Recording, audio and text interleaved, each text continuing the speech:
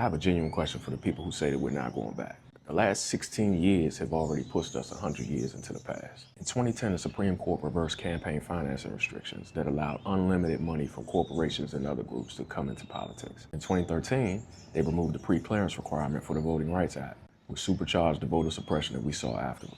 In 2014, they ruled that aggregate limits over a period of 2 years for campaign finance contributions is unconstitutional. That completely removed the guardrails for any wealthy donors. In 2019, they removed federal judicial oversight for gerrymandering. In 2021, they made it more difficult to challenge any discriminatory voting laws in court.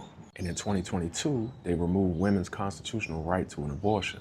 In that ruling, Justice Thomas invited future challenges to same-sex marriages and contraception. In 2023, they effectively ended affirmative action by ruling that race-conscious admissions policies designed to protect minorities from discrimination were unconstitutional. Same year, they also ruled that the 303 Creative, the website designer that wanted to refuse service to same-sex couples, that was their First Amendment constitutional right. In 2025, you had an executive order that ended all DEI activities, programs, and policies. Another executive order ended affirmative action requirements for federal government and contractors. The same year, another EO removed transgender protections in the United States military. The federal government also withdrew recognition of transgender persons. And in 2026, the SCOTUS basically demolished the Voting Rights Act by nullifying Section 2, ruling that race cannot be a predominant factor when redrawing voting districts. So the last 16 years have regressed us to a point where everyone under 100 years old has fewer rights than they were born with. The loss of reproductive rights takes us back to 1973.